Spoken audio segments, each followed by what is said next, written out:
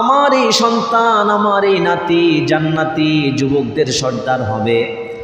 ওয়াসায়ুসলিহুল্লাহু বিহি বাইনা ফিআতাইনি আযীমাতাইনি মিনাল মুসলিমিন।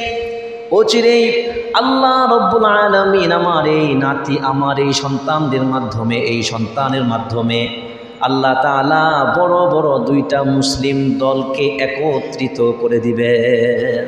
জালেমের সামনে যত ভয় আসুক না কেন, যত ঝঞ্ঝাবায়ু আসুক না কেন, জালেমের সামনে সত্য কথা বলতেই হবে। জালেমের সামনে এক মুহূর্তের জন্যও মাথা নত করা যাবে না। এজন্যই বলা হয় ইসলাম জিন্দা হতা হ্যায় হার কারবালা কে বাদ। পানির পিপাসায় ছটফট করছে, কাতরাচ্ছে, কান্নাকাটি করছে। হুসেন রাদিয়াল্লাহু তাআলা আনহু, আলী আকবর তার সন্তানকে কোলে নিয়েছেন, কোলে নিয়ে উপরে তুলেছেন। উপরে তুলে তিনি বলছেন, সমস্যা তো আমার সাথে, বিবাদ যুদ্ধ তো আমার সাথে হবে, কিন্তু এই বাচ্চার কি দোষ? এই বাচ্চার তো কোনো দোষ নাই, এই বাচ্চার তো কোনো দোষ নাই। মেহেরবানি করে অন্তত এই বাচ্চার জন্য পানির ব্যবস্থা তোমরা করে দাও, পানি আনার জন্য আমাকে ফোরাত নদীর তীরে যেতে দাও। ইয়াজিদ অত্যন্ত খারাপ কাজ করেছে, জঘন্য কাজ করেছে। নবীজি সাল্লাল্লাহু আলাইহি ওয়াসাল্লামের নাতি, যিনি কি হবেন? জান্নাতের যুবকদের সর্দার হবেন, তার বিরুদ্ধে গিয়ে সে যেভাবেই হোক, প্রত্যক্ষভাবে হোক পরোক্ষভাবে হোক, যেভাবেই হোক, যেহেতু সে খলিফা ছিল, তার মানে এই হত্যার জন্য সেও কি আছে? দায়ী আছে। সে সেনাবাহিনী পাঠানোর কারণে প্রকারান্তরে সেই দায়ী, কিন্তু এর কারণে আমরা তাকে কাফের বলতে পারি না। আমরা বলি যে সে জঘন্য কাজ করেছে, সে ফাসেক, সে পৃথিবীর সবচেয়ে বড় ফাসেক, সবচেয়ে বড় জালেম, সবচেয়ে বড় জঘন্য কাজ করেছে, এটা আমরা স্বীকার করি, কিন্তু আমরা এই কারণে তাকে ডাইরেক্ট কাফের ফতোয়া দিতে পারি না। আল্লাহ পাক হোসাইনের মতো ঈমান, হোসাইনের মতো চেতনা, জিহাদি চেতনা, স্পৃহা, জালেমের সামনে মাথা নত না করার যে সিফাত, যে গুণ, আল্লাহ পাক আমাকে আপনাকে এখানে যারা আজকে কারবালার কাহিনী শুনেছেন, আল্লাহ পাক সকলকে দান করুন। সবাই বলুন হুসাইন রাদিয়াল্লাহু তাআলা আনহুর এই কাহিনী, এটা অনেক মর্মান্তিক। এটা বিস্তারিতভাবে আলোচনা করলে আমারও চোখে পানি আসবে, আপনাদেরও পানি আসবে। বর্তমানে 10ই মুহররম শিয়াদের এই কর্মকাণ্ড যদি হুসাইন রাদিয়াল্লাহু তাআলা আনহু দেখতেন, উনি নিজেই তাদের বিরুদ্ধে জিহাদ করতেন। কারবালার ইতিহাস শোনার পূর্বে আমাদের একটু প্রথম থেকে আসতে হবে। নবীজি সাল্লাল্লাহু আলাইহি ওয়াসাল্লামের বাবার নাম আব্দুল্লাহ, আব্দুল্লাহর বাবার নাম আব্দুল মুত্তালিব, আব্দুল মুত্তালিবের বাবার নাম হাশেম, হাশেমের বাবার নাম আব্দে মানাফ। খেয়াল রাখবেন, মনে রাখবেন, মুহাম্মদ সাল্লাল্লাহু আলাইহি ওয়াসাল্লামের পিতার নাম আব্দুল্লাহ, আব্দুল্লাহর পিতার নাম আব্দুল মুত্তালিব, আব্দুল মুত্তালিবের পিতার নাম হাশেম, হাশেমের পিতার নাম আব্দে মানাফ। এই আব্দে মানাফের অনেকগুলো সন্তান ছিল, এর মধ্যে 2 জন সন্তানের আলোচনা আজকে করা হবে। একজন সন্তানের নাম ছিল হাশেম, আর হাশেমের সন্তান আব্দুল মুত্তালিব, আব্দুল মুত্তালিবের সন্তান আব্দুল্লাহ, আব্দুল্লাহ সন্তান মুহাম্মদ সাল্লাল্লাহু আলাইহি ওয়াসাল্লাম। তো আব্দে মানাফের 2 সন্তান, একজন হচ্ছেন হাশেম, হাশেমের বংশধারায় নবীজির আগমন। আব্দে মানাফের আরেকজন সন্তান ছিল, নাম আব্দুস শামস। কি নাম? আব্দুস শামস। আব্দুস শামসের একজন সন্তানের নাম ছিল উমাইয়া। কি নাম? উমাইয়া। এই যে উমাইয়া খেলাফতের কথা আমরা শুনি, এখান থেকেই নামকরণ হয়েছে উমাইয়া। এই উমাইয়ার 2 জন সন্তান। কয়জন সন্তান? 2 জন সন্তান। একজনের নাম হচ্ছে আবুল আস, একজনের নাম আবুল আস, আরেকজনের নাম হারব। এই আবুল আসের সন্তানের নাম হচ্ছে আফফান, আর আফফানের সন্তান নাম হচ্ছে ওসমান, অর্থাৎ ওসমান রাদিয়াল্লাহু তাআলা আনহু। আব্দে মানাফের 2 সন্তান, একজন হচ্ছেন হাশেম, হাশেমের বংশধারা আমরা আলোচনা করেছি। আরেকজনের নাম আব্দুস শামস, আব্দুস শামসের 1 সন্তান নাম উমাইয়া, উমাইয়ার 2 সন্তান, একজনের নাম আবুল আস, আরেকজনের নাম হারব। আবুল আসের সন্তান হচ্ছে আফফান, আফফানের সন্তান হচ্ছে ওসমান। এই জন্য বলা হয় উসমান ইবনে আফফান রাদিয়াল্লাহু তাআলা আনহু। তাহলে বাকি রইল হারব, তাই না? হারবের সন্তানের নাম হচ্ছে আবু সুফিয়ান, আর আবু সুফিয়ানের সন্তানের নাম হচ্ছে মুআবিয়া রাদিয়াল্লাহু তাআলা আনহু।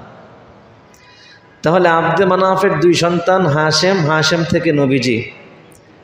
দ্বিতীয় সন্তান আব্দুস শামস, আব্দুস শামসের একজন সন্তান উমাইয়া, উমাইয়ার দুই সন্তান আবুল আস, আবুল আসের সন্তান আফফান, আফফানের সন্তান ওসমান।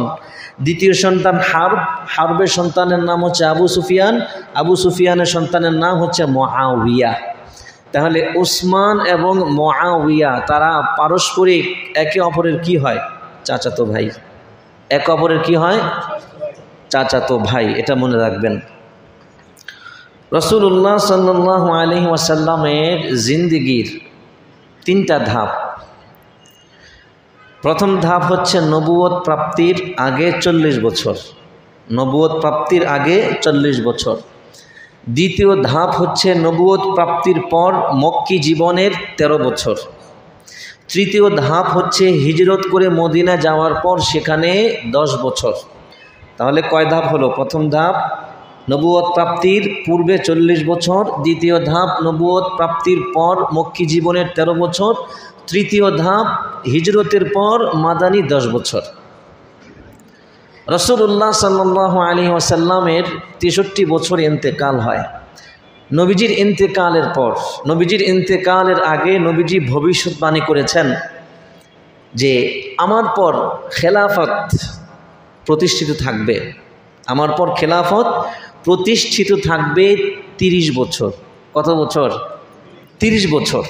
অর্থাৎ আল খিলাফাতু আলা মিনহাজিন নবুওয়াহ, আমি যেভাবে রাষ্ট্র পরিচালনা করেছি আমার নবুয়তি ধারায় খেলাফত প্রতিষ্ঠা থাকবে 30 বছর। এরপর খেলাফত হতে পারে, যেমন ওসমানী খেলাফত, আব্বাসী খেলাফত ইত্যাদি খেলাফত প্রতিষ্ঠিত ছিল, কিন্তু সেগুলো আলা মিনহাজিন নবুয়তির পূর্ণ ধারায় ছিল না। অর্থাৎ নবীজির ভবিষ্যৎবাণী অনুযায়ী যে 30 বছর খেলাফত প্রতিষ্ঠিত থাকবে, এই খেলাফতে এই খোলাফায়ে রাশেদার আমল, কাজ, কথা সব কিছুই কি অনুসরণীয়, অনুকরণীয়, দলিল। তাদেরগুলো কি ইসলামের দলিল। তো নবীজি ইন্তেকাল করলেন। নবীজির ইন্তেকালের পর সকলের পরামর্শক্রমে হযরত আবু বকর রাদিয়াল্লাহু তাআলা আনহু খলিফা নির্বাচিত হলেন। ওনার খেলাফতকাল ছিল 2.5 বছর। কয় বছর? 2.5 বছর। আবু বকরের ইন্তেকাল হয়ে গেল। সকলের পরামর্শে খলিফা নির্বাচিত হলেন আমিরুল মুমিনিন ওমর ইবনুল খাত্তাব রাদিয়াল্লাহু তাআলা আনহু। ওনার খেলাফতকাল ছিল 10 বছর। ওমরের ইন্তেকালের পর সকলের পরামর্শে তৃতীয় খলিফা নির্বাচিত হন উসমান ইবনে আফফান রাদিয়াল্লাহু তাআলা আনহু। ওনার খেলাফতকাল ছিল 12 বছর। উসমান ইবনে আফফানের ইন্তেকালের পর সকলের পরামর্শে খলিফা নির্বাচিত হন হযরত আলী ইবনে আবি তালেব রাদিয়াল্লাহু আনহু। ওনার খেলাফতকাল ছিল 5 বছর। তাহলে আসি আমরা হিসাব করি, আগে বড় থেকে হিসাব করি। ওসমান এর খেলাফতকাল ছিল 12 বছর, ওমরের ছিল 10 বছর। কত বছর? আলী রাদিয়াল্লাহু তাআলা আনহুর ছিল 5 বছর, আবু বকরের ছিল 2.5 বছর, 29.5। তাহলে আর অর্ধেক বাকি থাকলো কি থাকলো না? আলী রাদিয়াল্লাহু তাআলা আনহুর ইন্তেকালের পর তার বড় পুত্র হাসান রাদিয়াল্লাহু তাআলা আনহু উনি খেলাফতের দায়িত্ব গ্রহণ করেছেন। ওনার খেলাফতকাল ছিল 5 মাস, মতান্তরে 6 মাস। তাহলে 30 বছর হইল কি হইল না? 30 বছর হয়ে গেল। এবার মূল ঘটনায় আসি।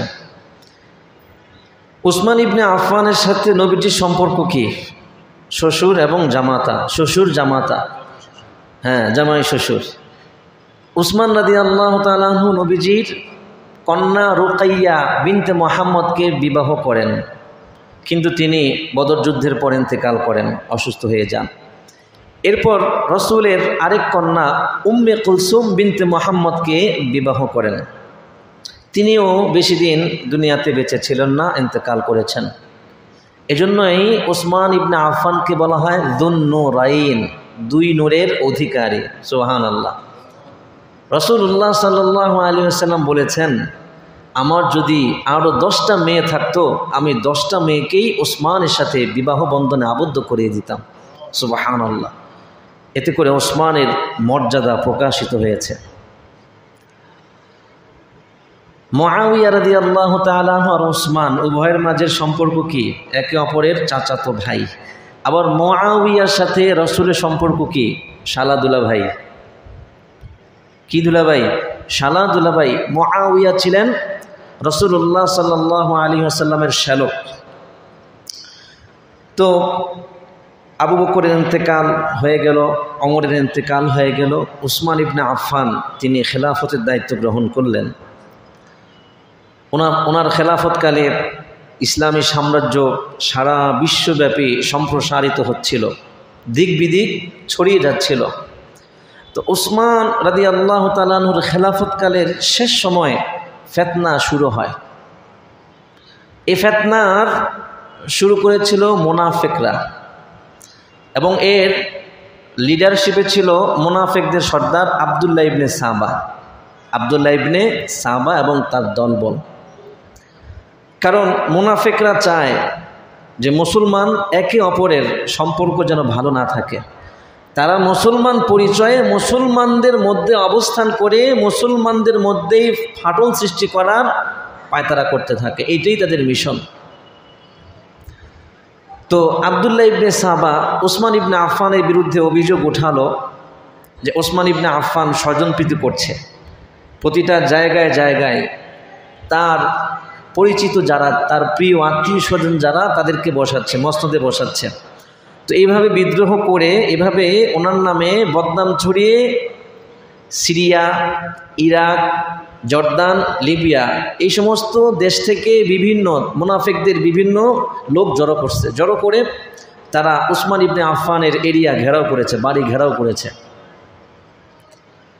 তো ওসমান ইবনে আফফান তো তখন খলিফা ছিলেন, তার হাতে পূর্ণ শক্তি ছিল। তিনি চাইলে তার সেনাবাহিনী দ্বারা এটা প্রতিহত করতে পারতেন। 1-2 ব্যাপার ছিল, তারা সংখ্যায় অল্প ছিল।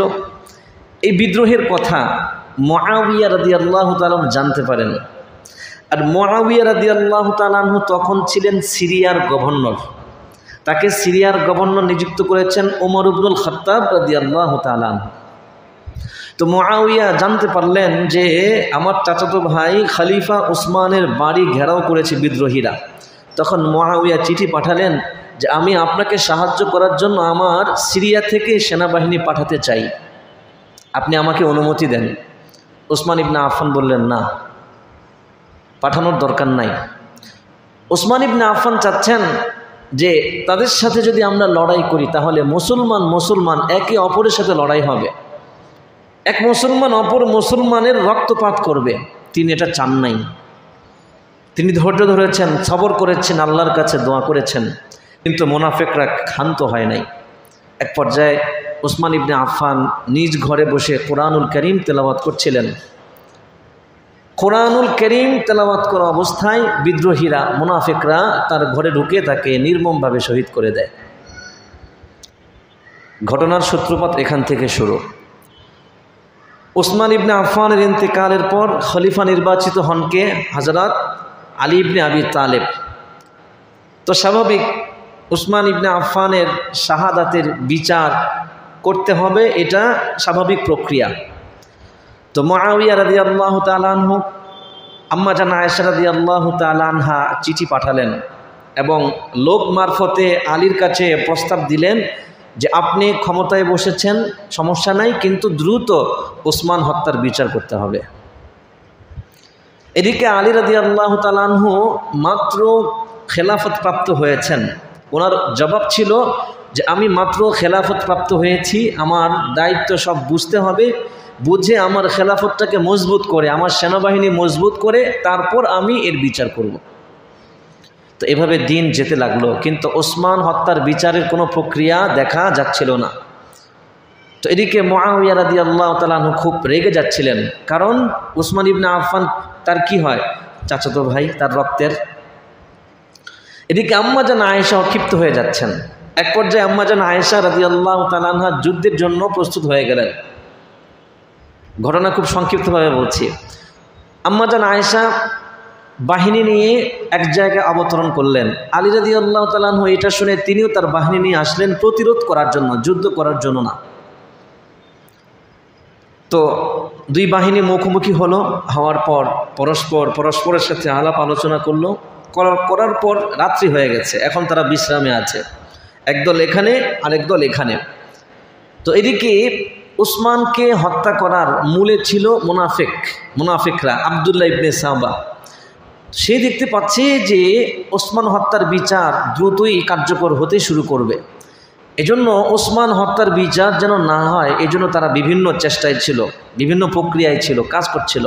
তো তারা কি করলো, যখন আম্মা জান আয়েশার দল এবং আলীর দল রাত্রিবেলায় ঘুমিয়েছিল, আব্দুল্লাহ ইবনে সাবার দল আত্মগোপনের থেকে দূর থেকে উভয় দলের উপর তীর নিক্ষেপ করে।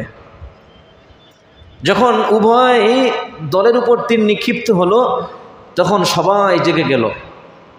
আশপাশ তো কেউ নাই, এই বাহিনীর উপর তীর কে নিক্ষেপ করলো এটা স্পষ্ট, এই বাহিনী নিক্ষেপ করছে। আবার এই বাহিনী দেখলো যে আর তো কেউ নাই, কে তীর নিক্ষেপ করবে আমাদের উপর, এই বাহিনী। তো এই কারণে উভয় দলের মধ্যে কিছু হতাহতের ঘটনা হয়ে যায়, সংঘর্ষ হয়ে যায়। এর পরবর্তীতে শান্তি চুক্তি হয়ে যায়। তো এই যে যুদ্ধটা হয়েছে সামান্য সময়ের জন্য, এই যুদ্ধের নাম হচ্ছে জঙ্গে জামাল। নাম শুনেছেন, জঙ্গে জামাল। এই যুদ্ধের নাম এই জন্য দেওয়া হয়েছে, জামাল মানে ওট। আম্মা জান আয়েশা ওটের উপর থেকে উনি নিজে নেতৃত্ব দিয়ে এই কি করেছেন, যুদ্ধ করেছেন, বিধায় এটাকে জঙ্গে জামাল বলে। এদিকে মুআবিয়া তো আরও ক্ষিপ্ত। তো মুআবিয়া রাদিয়াল্লাহু তাআলা আনহু ওনার সৈন্য বাহিনী নিয়ে উনি সিফিন নামক স্থানে আসেন। এদিকে আলী রাদিয়াল্লাহু তাআলা আনহু এটা জানতে পেরে তিনিও তার বাহিনী নিয়ে আসেন। এটা অনেক বড় বাহিনী ছিল, বড় বাহিনী, দুই বাহিনী মুখোমুখি হয়েছে। মুখোমুখি হওয়ার পর তাদের মধ্যে অনেক সংঘর্ষ হয়েছে, হতাহতের ঘটনা ঘটেছে। এক পর্যায়ে মুআবিয়া রাদিয়াল্লাহু তাআলা আনহুর সেনাবাহিনীর মাঝখান থেকে এক ব্যক্তি কোরআনের পাতা ছিঁড়ে বর্ষার আঘাতে কোরআনের পাতাকে বিদ্ধ করে এটা উপরে উঠিয়েছে। অর্থাৎ উঠিয়ে এই কথা বোঝাতে চাচ্ছে যে আমরা সালিশি করতে চাই। কি করতে চাই? সালিশি করতে চাই, মানে সন্ধি চুক্তি করতে চাই, আলাপ করতে চাই, আলোচনা করতে চাই। তো এটা আলী রাদিয়াল্লাহু তাআলা আনহুর সেনাবাহিনী দেখতে পেয়েছে। তো তারা এটা দেখে খুশি হয়েছে, এই কারণে যে তারা আল্লাহর বিধান অনুযায়ী কি করবে, একে অপরের সাথে বসে ফয়সালা করবে। কিন্তু আলী রাদিয়াল্লাহু তাআলা আনহু রাজি ছিলেন না। কিন্তু আলী রাদিয়াল্লাহু তাআলা আনহুর কিছু অতি উৎসাহী সেনাবাহিনী, এদের প্রচণ্ড চাপে আলী রাদিয়াল্লাহু তাআলা আনহু এক পর্যায়ে বাধ্য হন সালিশ করার জন্য।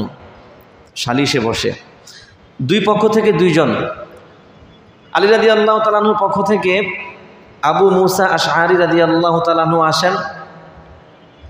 মুআবিয়া রাদিয়াল্লাহু তাআলা আনহুর পক্ষ থেকে আমর ইবনুল আস আসেন। আবু মুসা আশআরী বৃদ্ধ সাহাবী ছিলেন, আমর ইবনুল আস বৃদ্ধ ছিলেন না, আবার যুবকও ছিলেন না, মাঝারি বয়সের ছিলেন, তবে খুব বিচক্ষণ ছিলেন। এখন দুইজন বসেছে, দুইজন বসে যে আলোচনা করবে, যে ফয়সালা করবে, এটাই ফয়সালা। কারণ দুই পক্ষ প্রতিনিধি পাঠিয়েছে যে আমরাও প্রতিনিধি পাঠাইলাম, তোমরাও পাঠাও, দুইজন বসে আলোচনা যা করবে সেটাই আমরা মেনে নেব। তো আমর ইবনুল আস এবং আবু মুসা আশআরী ওনারা দুজন বসে পরামর্শ করলেন যে যেহেতু কেউ কাউকে খলিফা মানছে না, উভয়ের সাথে সংঘর্ষে লিপ্ত হচ্ছে, আমরা দুইজনকেই খলিফার পদ থেকে পদচ্যুত করে দেব, বাতিল করে দেব। নতুন করে আমরা নির্বাচন দেব। নতুন করে কি দিব? নির্বাচন দিব। নতুন করে নতুন একজনকে আমরা খলিফা নির্বাচন করব। এই প্রস্তাব আমর ইবনুল আস দেন কাকে? আবু মুসা আশআরীকে। আর আবু মুসা আশআরী আলী পক্ষের লোক। আবু মুসা আশআরীকে বলছেন যে আপনি তো সাহাবীদের মধ্যে বৃদ্ধ বয়সে, আপনি বুঝেন, তো আমরা দুইজনকে বাতিল করে দেই, নতুন করে আমরা নির্বাচন দেই, যে নতুন খলিফা আমরা নির্বাচন করব। যেহেতু মুআবিয়া আলীকে খলিফা মানছে না, আবার আলীর লোকেরাও মুআবিয়াকে মানছে না। তো আবু মুসা আশআরী দাঁড়ালেন, দাঁড়িয়ে উনি ওনার আংটি খুললেন, আংটি খুলে ঘোষণা করলেন যে আমি ঘোষণা দিচ্ছি যে আমি আলীকেও খলিফার পদ থেকে বিচ্যুত করলাম, পদচ্যুত করলাম, এবং মুআবিয়াকেও পদচ্যুত করলাম, নতুন করে আমরা খলিফা নির্বাচন করব, আমি এর ঘোষণা দিচ্ছি।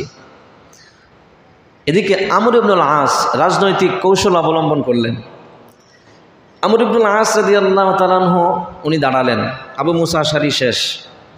আবু মুসা আশআরী দাঁড়িয়ে আমর ইবনুল আস দাঁড়ালেন, দাঁড়িয়ে বললেন যে আবু মুসা আশআরী আংটি খুলে আলী রাদিয়াল্লাহু তাআলা আনহুকে, আলীকে খলিফার পদ থেকে অপসারণ করেছেন, এটা আমি মেনে নিয়েছি, কিন্তু মুআবিয়াকে অপসারণ করেছেন, এটা আমি মেনে নেই নাই।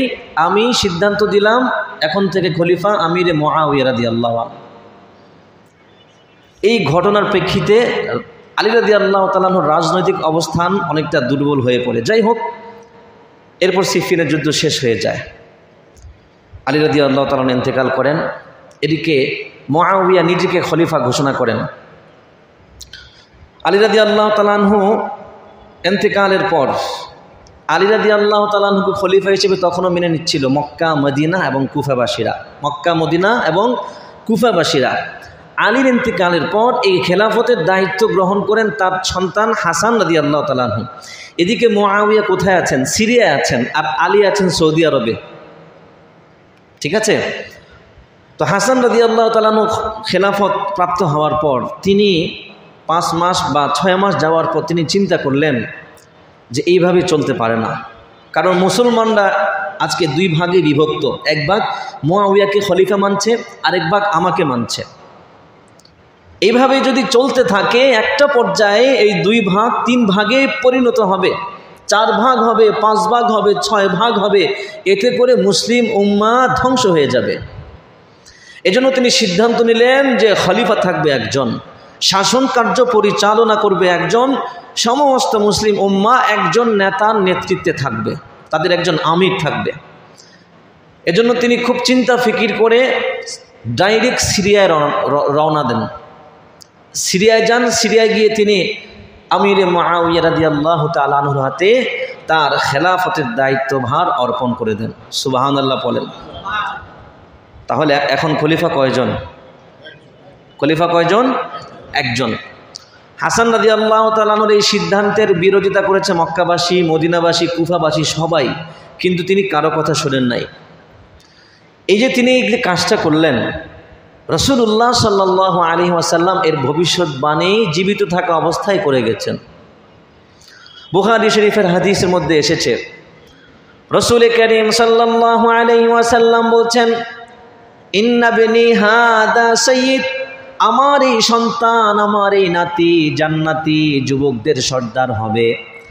ওয়া সায়ুসলিহুল্লাহু বিহি বাইনা ফিআতাইনি আযীমাতাইনি মিনাল মুসলিমিন, অচিরেই আল্লাহ রব্বুল আলামিন আমার এই নাতি, আমার এই সন্তানদের মাধ্যমে, এই সন্তানের মাধ্যমে আল্লাহ তাআলা বড় বড় 2টা মুসলিম দলকে একত্রিত করে দিবেন। আমার এই নাতি জান্নাতি যুবকদের সর্দার। হোসাইনের কথাও বলেছেন, বিশেষভাবে হাসান সম্পর্কে বলছেন, অচিরেই আল্লাহ পাক হাসানের দ্বারা বড় বড় বাইনা ফিআতাইনি আযীমাতাইনি মিনাল মুসলিমিন, বড় বড় মুসলিম 2টা দলকে একত্রিত করে দিবেন, এক করে দিবেন। সুবহানাল্লাহ। তাহলে আল্লাহ রাসূলের ভবিষ্যৎবাণী বাস্তব হয়েছে কি হয় নাই? চলছে। মুআবিয়া তো ছিলেন কাতিবে ওয়াহি, অনেক বড় সাহাবী ছিলেন। উনি 20 বছর এই খেলাফতের দায়িত্ব পালন করেন। আল্লাহ রাসূলের ভবিষ্যৎবাণী করা 30 বছরের খেলাফতের ইতি শেষ। এখান থেকে রাজতন্ত্র শুরু, উমাইয়া খেলাফত শুরু।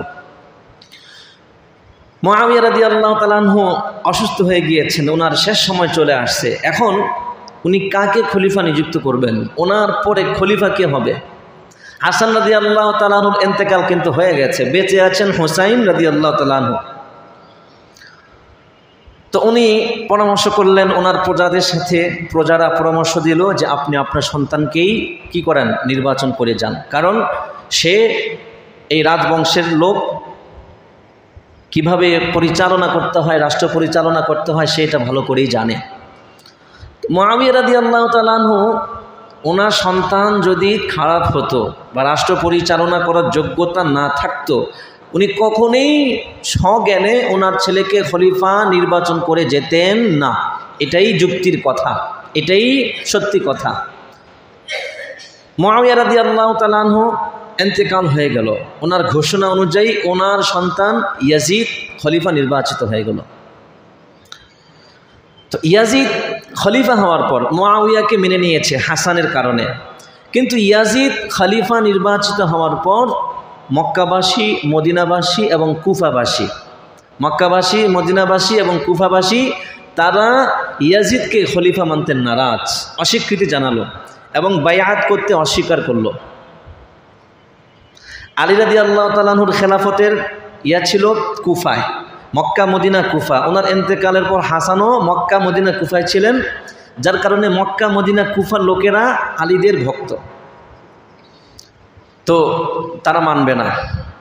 আরও বড় বড় অনেক সাহাবী ওনারাও ইয়াজিদের এই খেলাফত এটা তারা মানছে না এবং তারা বায়াত করবে না। এদিকে কুফাবাসীরা, ইরাকের কুফাবাসীরা মক্কায় চিঠি পাঠাতে লাগলো হোসেন রাদিয়াল্লাহু তাআলা আনহুর কাছে। মুআবিয়া ইন্তেকাল করেছে, এখন খেলাফতের এই দায়িত্বে কে আছে? ইয়াজিদ। তো এই ইয়াজিদ খলিফা নির্বাচিত হওয়ার পর, দায়িত্ব গ্রহণ করবার পর মক্কা মদিনা এবং কুফাবাসীরা অস্বীকার করলো, আমরা ওনাকে মানব না, তাকে মানব না। এই জন্য কুফাবাসীরা হুসাইন রাদিয়াল্লাহু আনহুর কাছে চিঠি পাঠালো এই মর্মে যে কুফায় আমরা কেউ ইয়াজিদের হাতে বায়াত করব না, তাকে খলিফা হিসেবে মানছি না, আপনি কুফায় আসেন, আমরা আপনাকে খলিফা হিসেবে নিযুক্ত করব, আমরা আপনার হাতে বায়াত করব। এভাবে অনবরত চিঠি আসতে লাগলো। এদিকে হোসেন রাদিয়াল্লাহু তাআলা আনহু চিন্তা করলেন, যেহেতু কুফাবাসীরা আমার নেতৃত্ব চাচ্ছে, আমাকেই চাচ্ছে, তো আমি সেখানে যাই, আমার যাওয়া সেখানে দরকার। অনেক চিঠি আসার পর তিনি সিদ্ধান্ত নিলেন যে আমি কুফায় যাব, অর্থাৎ ইরাকে যাব। ইরাকের পাশে হচ্ছে সিরিয়া, তখন ইয়াজিদ কোথায় আছে? সিরিয়াতে আছে। আলী রাদিয়াল্লাহু তাআলা আনহুর খেলাফতকালে ইসলামের রাজধানী ছিল কুফায়, ইরাকে, আর মুআবিয়া রাদিয়াল্লাহু তাআলা আনহুর সময় ইসলামের রাজধানী ছিল কোথায়? দামেস্কে, সিরিয়ার দামেস্কে। হোসেন রাদিয়াল্লাহু তাআলা আনহুকে অনেক সাহাবী না করলেন, আপনি কুফায় যাইয়েন না, আপনি কুফায় কি যেন না। এই যে আব্দুল্লাহ ইবনে ওমর, আব্দুল্লাহ ইবনে আব্বাস, আব্দুল্লাহ ইবনে মাসউদ, বড় বড় সাহাবী, তারা নিষেধ করেছে আপনি যেন না, ওখানের কুফাবাসীরা ভালো না। এই কথাটা কেন বলছে? এর একটা কারণ আছে। কি কারণ? ওই যে আলী রাদিয়াল্লাহু তাআলা আনহু সালিসি মেনে নিয়েছিলেন, মনে আছে তো? বলেছিলাম এই সালিসি মানার পর যে সমস্ত সেনাবাহিনীর চাপে তিনি বাধ্য হয়েছেন, পরবর্তীতে যখন ওই সেনাবাহিনীরা দেখলো যে আলী হেরে গিয়েছে, কৌশলে হেরে গিয়েছে, তখন তারা বিদ্রোহ করা শুরু করেছে। তারাই যারা আলীকে বলছেন আপনি সালিসে সম্মত হন, তারাই আবার কি করছে? বিদ্রোহ করছে যে না, এই বিচার আমরা মানি না। তখন তারা স্লোগান তুলেছিল লা হুকমা ইল্লাল্লাহ ইল্লা লিল্লাহ, আল্লাহর হুকুম ছাড়া কোনো হুকুম আমরা মানি না। এই কথা বলে তারা বলছে আলীও ভুল, আলীও কাফের, মুআবিয়াও কাফের। এই কথা বলে তারা আলীর দল থেকে বের হয়ে গিয়েছে। এদেরকে বলা হয় খারেজি। এই যে খারেজি খারেজি বলি না আমরা, এই খারেজির ইতিহাস এখান থেকে। খারেজ মানে বহির্ভূত, যে বের হয়ে যায় তাকে খারেজি বলা হয়। তো এরপর এরা আলীকে কাফের মনে করত, মুআবিয়াকে কাফের মনে করত এবং তাদেরকে হত্যা করা বৈধ মনে করত। তো এই কিছুদিন পরেই আলী রাদিয়াল্লাহু তাআলা আনহু তাদের হাতে শাহাদাত বরণ করেছে। তারা মুআবিয়াকে মারতে চেয়েছিল কিন্তু তারা সফল হয় নাই। তো তারা হচ্ছে কুফাবাসী, কিন্তু এই কুফাবাসীর হাতেই কার শাহাদাত হয়? হোসেন রাদিয়াল্লাহু তাআলা আনহুর বাবা আলীর শাহাদাত হয়। এখন এই কুফাবাসীরা চিঠি পাঠাচ্ছে আপনি আসেন, আমরা আপনার হাতে বায়াত করব, আপনাকে খলিফা নিযুক্ত করব। উনিও মানসিকভাবে প্রস্তুত হয়ে যান। উনি ওনার জায়গায় সঠিক ছিলেন, ওনাকে ভুল বলার কোনো অবকাশ নাই। তো উনি যখন প্রস্তুতি নিচ্ছেন তখন অনেক সাহাবায়ে কেরাম নিষেধ করছেন, এমনকি হাত্তাকে আব্দুল্লাহ ইবনে আব্বাস এই কথাও বলেছেন যে আমার যদি সামর্থ্য থাকতো, শক্তি থাকতো, আমি জোর করে হলেও আপনাকে এখানে রাখার চেষ্টা করতাম, কিন্তু সেই সামর্থ্য, সেই সাধ্য আমার নাই। তো হোসেন রাদিয়াল্লাহু তাআলা আনহু যাওয়ার আগে ওনার চাচাতো ভাই মুসলিম বিন আকিল তাকে পাঠালেন কুফায়, যে কুফাবাসীরা আমাকে এত চিঠি পাঠাচ্ছে, তুমি গিয়ে একটু খোঁজ নিয়ে দেখো যে তারা কি সত্যি সত্যি আমাকে খলিফা হিসেবে চায়, সত্যি সত্যি তারা কি আমার হাতে বায়াত করতে চায়, একটু খোঁজ নিয়ে দেখো। মুসলিম বিন আকিল গেলেন, কুফায় গিয়ে দেখলেন সত্যি সত্যি কুফাবাসীরা হোসেনকে চাচ্ছে। তো উনি যাওয়া মাত্রই, মুসলিম বিন আকিল যাওয়া মাত্রই সাথে সাথে তার হাতে 12,000, কেউ বলেন 9,000, কেউ বলেন 11,000 মানুষ হোসেন রাদিয়াল্লাহু তাআলা আনহুর পক্ষ হয়ে বায়াত গ্রহণ করেন। তো মুসলিম বিন আকিল দেখলেন আসলেই তো কুফাবাসীরা কি হোসেনকে খলিফা হিসেবে দেখতে চায়। তো মুসলিম বিন আকিল চিঠি পাঠান, চিঠিতে লেখেন যে আমি আসার পর কুফাবাসীর 12,000, 9,000 বা 11,000 বিভিন্ন রাওয়ায়াত আছে, অনেক মানুষ আমার হাতে আপনার পক্ষ হয়ে বায়াত করেছে, তারা বাস্তবে আপনাকে চায়, আপনি চলে আসেন। তো মুসলিম বিন আকিলের চিঠি পাওয়ার পর ওনার হোসেন রাদিয়াল্লাহু তাআলা আনহুর মনের মধ্যে আর কোনো সংশয় থাকে, সন্দেহ থাকে? তো উনি নিশ্চিত হলেন লোক পাঠিয়ে যে ওখানে লোকরা সত্যি সত্যি আমাকে চাচ্ছে কি চাচ্ছে না, উনি নিশ্চিত হলেন যে তারা আমাকে চাচ্ছে। উনি ওনার পরিবার নিয়ে প্রস্তুতি গ্রহণ করে উনি রওনা দিলেন। তখনও অনেক সাহাবী নিষেধ করছিলেন। তো এদিকে হুসাইন যাচ্ছেন কোথায়? কুফায় রওনা দিয়েছেন। এই সংবাদটা আবার চলে যায় কোথায়? সিরিয়াতে ইয়াজিদের কানে। ইরাক হচ্ছে কুফা, আর দামেস্ক হচ্ছে সিরিয়া। তখন ইয়াজিদ হচ্ছে সিরিয়াতে। এই সংবাদ ইয়াজিদের কাছে চলে যাওয়ার পর সাথে সাথে ওবায়দুল্লাহ বিন জিয়াদ, ইরাকের মধ্যে দুইটা জায়গা বসরা কুফা, তখন ওবায়দুল্লাহ বিন জিয়াদ ছিল বসরার গভর্নর, আর কুফার গভর্নর ছিল নু'মান বিন বাশির। আর নু'মান বিন বাশির অত্যন্ত বিনয়ী মানুষ ছিলেন, আল্লাহওয়ালা মানুষ ছিলেন। আর বসরার যে গভর্নর ওবায়দুল্লাহ বিন জিয়াদ, সে কঠিন মানুষ ছিল, সে জালিম ছিল। তো ওবায়দুল্লাহ বিন জিয়াদ, ইয়াজিদ যখন জানতে পারলো যে হোসেন আসছে পরিবার সহকারে, তখন ইয়াজিদ চিঠি পাঠালো যে নু'মান ইবনে বাশিরকে কুফার গভর্নরের পদ থেকে অপসারণ করা হলো, ওবায়দুল্লাহ বিন জিয়াদকে বসরা এবং কুফা উভয়ের গভর্নর বানিয়ে দেওয়া হলো, এবং তাকে আদেশ করা হলো যে হোসেন আসছে, তুমি তাকে প্রতিরোধ করো। তাহলে এখন ওবায়দুল্লাহ বিন জিয়াদ বসরা এবং কুফার গভর্নর হয়ে গেছে। ওবায়দুল্লাহ বিন জিয়াদ জানতে পারে যে মুসলিম বিন আকিলের হাতে হোসেনের পক্ষ হয়ে 12,000 মানুষ বায়াত করে।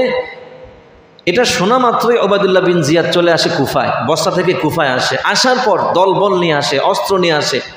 আসার পর ভয় দেখায় যে ইয়াজিদের হাতে যদি কেউ বায়াত না করো তাহলে তার হত্যা ছাড়া আর কোনো পথ নাই।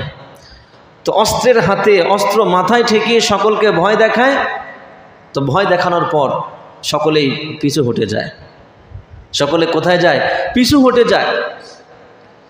মুসলিম বিন আকিল উনি যখন দেখতে পাইলেন যে ওবায়দুল্লাহ বিন জিয়াদের ভয় দেখানোর কারণে অনেক মানুষ যারা ইতিপূর্বে হুসাইনের হয়ে বায়াত করেছে, তারা দেখি এখন ভয়ে পিছিয়ে যাচ্ছে, তারা দেখি এখন ইয়াজিদের হাতে বায়াত করছে। এভাবে বায়াত করতে করতে তারা সরতে সরতে অল্প সংখ্যক কিছু মানুষ ছাড়া আর কোনো মানুষ ছিল না। মুসলিম বিন আকিল উনি আতঙ্কিত হয়ে গেলেন, কি ব্যাপার? আমি তো হুসাইনের কাছে চিঠি পাঠিয়ে দিয়েছি যে কুফাবাসীর সব মানুষ আপনাকে চায়, আপনি আসেন। এখন তো ওবায়দুল্লাহ বিন জিয়াদ আসার পর তার ভয় দেখানোর কারণে সবাই আবার পিছে হটে সবাই ইয়াজিদের হাতে বায়াত করছে। এখন তো হুসাইনের পক্ষে আর কেউ নাই, অল্প কয়েকজন ছাড়া। উনি সাথে সাথে লুকিয়ে আবার চিঠি লিখলেন যে বস্তুত পক্ষে কুফাবাসীরা গাদ্দার, বিশ্বাসঘাতক, তারা প্রথমে আমার হাতে বায়াত করেছে, কিন্তু এখন তারা আবার ইয়াজিদের হাতে বায়াত করেছে ভয়ের কারণে। আপনি অনুগ্রহ করে আর কুফায় আইসেন না। তাহলে চিঠি পাঠিয়েছে দুইটা, একটা পাঠিয়েছে আপনি আসেন। এই চিঠি পাওয়ার পর হোসাইন রওনা দিয়ে ফেলেছেন। যখন ওবায়দুল্লাহ বিন জিয়াদ এসে ভয় দেখিয়ে তাদেরকে ইয়াজিদের পক্ষে নিয়ে যায়, এরপর যখন মুসলিম বিন আকিল দ্বিতীয় চিঠি পাঠায়, এই চিঠি পাওয়ার আগেই হোসেন রাদিয়াল্লাহু আনহু চলে আসছেন। কোথায় চলে আসছেন? কারবালার ময়দানে। এদিকে মুসলিম বিন আকিল তাকে ওবায়দুল্লাহ বিন জিয়াদ বলছে, তোমার হাতে এখনো সময় আছে, তুমি ইয়াজিদের হাতে বায়াত করো। উনি বায়াত কবুল করেন নাই, উনি জিহাদ করেছেন, যুদ্ধ করে শহীদ হয়েছেন, তার সাথে কিছু সংখ্যক ছিল, তারাও শহীদ হয়ে গেছে।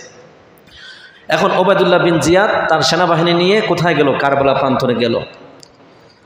কারবালা প্রান্তরে যাওয়ার পর হোসেন রাদিয়াল্লাহু তাআলা আনহুর মুখোমুখি হয়ে গিয়েছে। ঘটনা অনেক লম্বা, খুব সংক্ষিপ্তভাবে আপনাদের সামনে তুলে ধরছি। কারবালার প্রান্তরে যখন ওবায়দুল্লাহ বিন জিয়াদ এবং হোসেন রাদিয়াল্লাহু তাআলা আনহু মুখোমুখি হয়, তখন ওবায়দুল্লাহ বিন জিয়াদের দুইটা প্রস্তাব ছিল। প্রথম প্রস্তাব হচ্ছে যে আপনি হয় ইয়াজিদের হাতে বায়াত করবেন এখনই আমার কাছে, আমার হাতে, আর না হয় আমার সাথে লড়াই করবেন। হোসেন রাদিয়াল্লাহু তাআলা আনহুর তিনটা প্রস্তাব ছিল। এক নম্বর প্রস্তাব, আমি যেহেতু মক্কা থেকে এসেছি, হয় আমাকে মক্কায় যেতে দাও, না হয় আমাকে ইয়াজিদের কাছে যেতে দাও, তার সাথে আমি কথা বলবো, আর না হয় আমাকে কোনো এক সীমান্তে যেতে দাও যেখানে গিয়ে আমি মুসলমানদের সীমানা পাহারা দেব। কিন্তু ওবায়দুল্লাহ বিন জিয়াদ এটা মানেনি, অস্বীকার করেছে। এখানে অনেক লম্বা ঘটনা। তো ওবায়দুল্লাহ বিন জিয়াদ সে কঠিন স্বভাবের মানুষ ছিল। ওবায়দুল্লাহ বিন জিয়াদকে আরো উস্কে দেয় সীমার নামক একজন ব্যক্তি।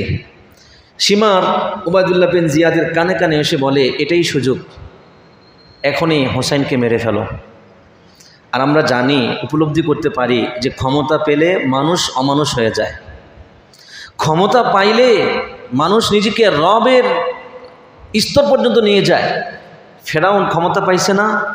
ক্ষমতা এত আল্লাহ ক্ষমতা দিয়েছেন, এত সুস্থতা দিয়েছেন, এক পর্যায়ে বলেই ফেলছে, আনা রব্বুকুমুল আলা, আমি তোদের খোদা। ক্ষমতা পাইলে মানুষ কি অমানুষ হয়ে যায় না? মানুষ ক্ষমতা পাইলে কি হয় এটা আমরা চোখের সামনেই দেখতে পাচ্ছি, পেয়েছি, এখনও দেখতে পাচ্ছি। তো ওবায়দুল্লাহ বিন জিয়াদ, এই যে যারা বড় বড় মিশন পরিচালনা করে, যে সমস্ত অফিসাররা, হত্যার যে মিশন, শাপলা চত্বরে যাদের মিশনে, যাদের নেতৃত্বে আলেমদেরকে হত্যা করা হয়েছে, পরবর্তীতে এদের র্যাঙ্ক বাড়িয়ে দেওয়া হয়েছে কি হয় নাই? কথা বলেন। তো এরকম বিষয়টা। তো ওবায়দুল্লাহ বিন জিয়াদ যুদ্ধের জন্য প্রস্তুত হয়ে গেছে, চতুর্দিকে অবরোধ করে দিছে, খাবারও পাচ্ছে না, পানিও পাচ্ছে না, যেতেও পারছে না, কিছু আসতেও পারছে না। এক পর্যায়ে এত পানির পিপাসা, পানি নাই। হোসেন রাদিয়াল্লাহু তাআলা আনহু, ওনার সন্তান আলী আকবর পানির পিপাসায় ছটফট করছে, কাতরাচ্ছে, কান্নাকাটি করছে। হোসেন রাদিয়াল্লাহু তাআলা আনহু, আলী আকবর তার সন্তানকে কোলে নিয়েছেন, কোলে নিয়ে উপরে তুলেছেন। উপরে তুলে তিনি বলছেন, সমস্যা তো আমার সাথে, বিবাদ যুদ্ধ তো আমার সাথে হবে, কিন্তু এই বাচ্চার কি দোষ? এই বাচ্চার তো কোনো দোষ নাই, এই বাচ্চার তো কোনো দোষ নাই। মেহেরবানি করে অন্তত এই বাচ্চার জন্য পানির ব্যবস্থা তোমরা করে দাও, পানি আনার জন্য আমাকে ফোরাত নদীর তীরে যেতে দাও। এভাবে বাচ্চাকে উপরে উঠিয়ে ফরিয়াদ করেছে, চিৎকার করেছে। যখনই ফরিয়াদ করেছে, চিৎকার করেছে, বাচ্চাকে যখনই উপরে উঠিয়েছে, সাথে সাথে দূর থেকে এমন জোরে একটা তীর ওই বাচ্চার বুকের মধ্যে বিদ্ধ হয় যে এক পাশ দিয়ে ঢুকে আরেক পাশ দিয়ে বের হয়ে যায়। যখন তীরটা এক পাশ দিয়ে ঢুকে আরেক পাশ দিয়ে বের হয়ে যায়, এত জোরে আঘাত হেনেছে যে এই যে রক্তের ফিনকি বাবা হোসেন রাদিয়াল্লাহু তাআলা আনহুর পুরো গায়ে লেগে গেছে। হোসেন রাদিয়াল্লাহু তাআলা আনহু চিৎকার করেছেন। এই লাশ নিয়ে হাত উঁচিয়ে, এই লাশ উঁচিয়ে, বাচ্চা উঁচিয়ে আল্লাহর কাছে বিচার দিয়েছেন, আল্লাহ এই বাচ্চার তো কোনো দোষ ছিল না, এই বাচ্চার তো কোনো অপরাধ ছিল না, আল্লাহ আপনার কাছে বিচার দিলাম, আপনি এই বাচ্চার হয়ে প্রতিশোধ গ্রহণ করবেন। হোসেন রাদিয়াল্লাহু তাআলা আনহু জালেমের কাছে মাথা নত করতে নারাজ। জালেমের কাছে মাথা নত করব না, জান যাবে জান দিয়ে দেব, প্রাণ যাবে প্রাণ দিয়ে দেব, কিন্তু এক মুহূর্তের জন্য জালেমের সামনে মাথা নত করব না। হোসাইন রাদিয়াল্লাহু তাআলা আনহুর সাথে ছিলেন ৭২ জন, সকলেই জিহাদ করেছেন, জিহাদ করে করে সকলেই শহীদ হয়ে গেছেন। এরপর হোসেন রাদিয়াল্লাহু তাআলা আনহু তাদের সাথে লড়াই করেছেন, জিহাদ করেছেন। অনেকগুলো তীর, 11টা, কোনো মতে 17টা, কোনো মতে 30টা তীর তার বুকের মধ্যে পুরো শরীরে বিদ্ধ হয়েছে। তারপরেও তিনি চেষ্টা করছেন তরবারি উঠিয়ে জিহাদ চালিয়ে নেওয়ার জন্য। জালেমের কাছে মাথা নত করবার কোনো চেষ্টা তিনি করছেন না। এক পর্যায়ে পাষণ্ড সীমার হোসেন রাদিয়াল্লাহু তাআলা আনহুর গর্দান তার দেহ মোবারক থেকে আলাদা করে দেয়। তো এটা ছিল কারবালার সংক্ষিপ্ত কথা, সংক্ষিপ্ত ইতিহাস। এখন আসেন, এই যে হোসেন রাদিয়াল্লাহু তাআলা আনহু শাহাদাত হয়েছেন, শহীদ হয়েছেন, অত্যন্ত নির্মমভাবে তিনি শাহাদাত বরণ করেছেন। অনেক লম্বা কাহিনী আছে। হোসেন রাদিয়াল্লাহু তাআলা আনহুর এই শাহাদাতকে কেন্দ্র করে মুহররম মাসে কত কিছুই ঘটছে, তাই না? হোসেন রাদিয়াল্লাহু তাআলা আনহুর এই শাহাদাতকে কেন্দ্র করে কিছু কিছু মানুষ হযরত মুআউইয়া রাদিয়াল্লাহু তাআলা আনহুকে পর্যন্ত কাফের বলে। নাউজুবিল্লাহ বলেন। মুআউইয়া রাদিয়াল্লাহু তাআলা আনহুকে কি বলে? কাফের বলে। ইয়াজিদকে কাফের বলে, এটা স্বাভাবিক। কিন্তু ইয়াজিদের বাবা কাতিবে ওয়াহি হযরত মুআউইয়া রাদিয়াল্লাহু তাআলা আনহুকে পর্যন্ত কাফের বলে বেড়ায়। এখন আসেন যে অনেকেই বলে ইয়াজিদ কাফের, কারণ ইয়াজিদ হোসেনকে হত্যা করছে।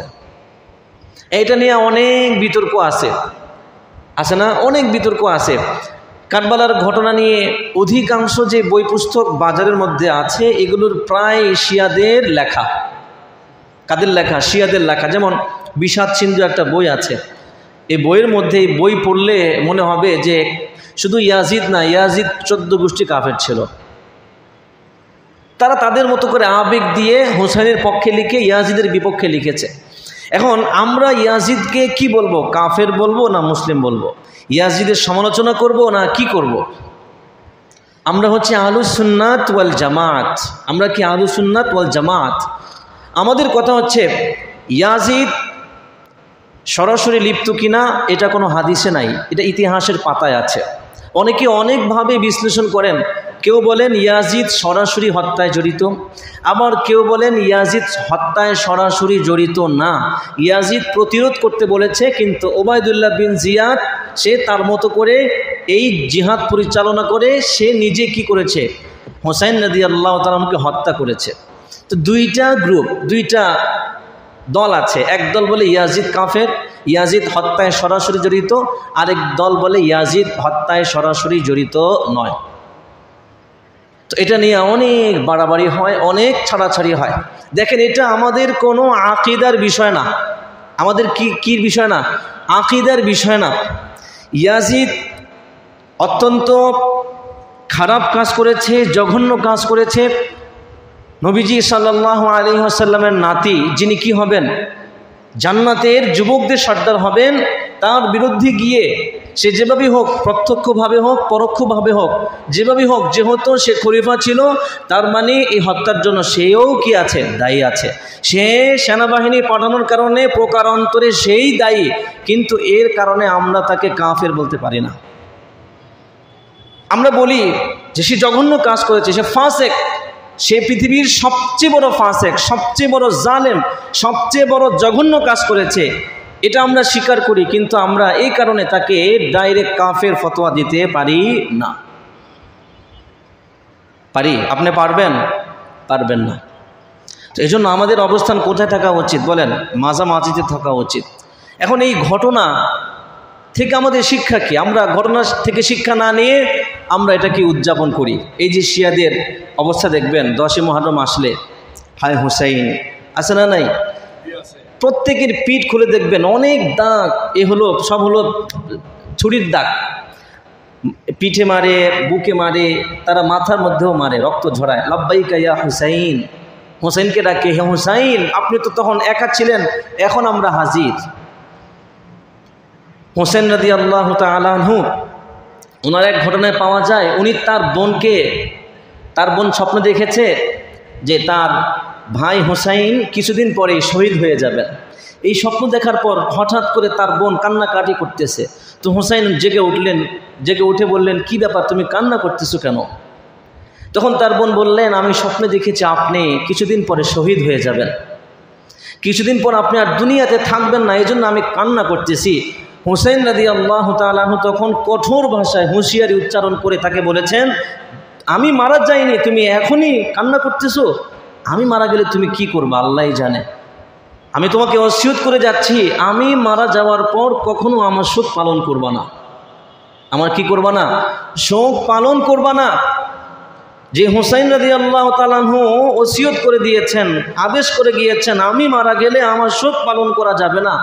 বর্তমানে 10ই মুহররম শিয়াদের এই কর্মকাণ্ড যদি হুসাইন রাদিয়াল্লাহু তাআলা আনহু দেখতেন, উনি নিজেই তাদের বিরুদ্ধে জিহাদ করতেন।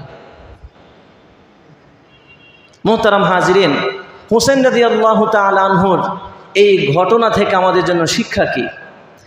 এর থেকে আমাদের শিক্ষা হচ্ছে যে জালেমের সামনে কখনো মাথা নত করা যাবে না। যাবে? জালেমের সামনে যত ভয় আসুক না কেন, যত ঝঞ্ঝাবায়ু আসুক না কেন, জালেমের সামনে সত্য কথা বলতেই হবে। জালেমের সামনে এক মুহূর্তের জন্যও মাথা নত করা যাবে না। এজন্যই বলা হয়, ইসলাম জিন্দা হতা হ্যায় হর কারবালা কে বাদ।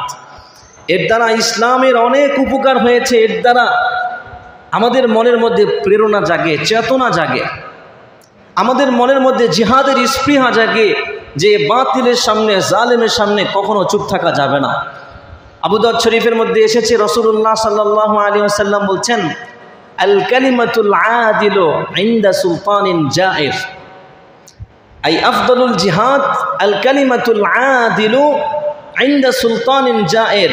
যে জালেম বাদশার সামনে সত্য কথা বলা, এটাও সর্বশ্রেষ্ঠ জিহাদ। সুবহানাল্লাহ বলে। মোহতারাম হাজিরিন, আমরা শোক পালন করব না, শিয়াদের মতো করব? আমরা শোক পালন করব না। আমরা এখনো দোয়া করি আল্লাহ পাক যেন এর বিচার করেন, যারা এই হত্যাকাণ্ড ঘটিয়েছে, আল্লাহ পাক যেন জাহান্নামের সবচাইতে কঠিন শাস্তি তাদেরকে প্রদান করেন। হুসাইন রাদিয়াল্লাহু তাআলা আনহুর এই কাহিনী, এটা অনেক মর্মান্তিক। এটা বিস্তারিতভাবে আলোচনা করলে আমারও চোখে পানি আসবে, আপনাদেরও পানি আসবে। মোহতারাম হাজিরিন, এই কারবালা থেকে আমাদের একটাই শিক্ষা, কখনো জালেমের সামনে আপোষ করা যাবে না। সামনে 10ই মুহররম আসছে, আমরা শোক পালন করতে যাব। শিয়াদের সাথে যে কি হচ্ছে, তারা কি করছে, সেটাও দেখতে যাওয়া উচিত নয়। কারণ সেটা দেখতে গেলেও কেমন জানি আপনি সেটা সমর্থনকারী হয়ে গেলেন, সেটা দেখতে গিয়েও আপনার ভালো লেগে যাবে, গান বাদ্য হয়, তারা অনেক কিছু করে। আল্লাহ পাক আমাদের সকলকে হেফাজত করুক। আল্লাহ পাক হুসাইনের মতো ঈমান, হুসাইনের মতো চেতনা, জিহাদি চেতনা, স্পৃহা, জালেমের সামনে মাথা নত না করার যে সিফাত, যে গুণ, আল্লাহ পাক আমাকে, আপনাকে, এখানে যারা আজকে কারবালার কাহিনী শুনেছেন, আল্লাহ পাক সকলকে দান করুন। সবাই বলুন আমিন।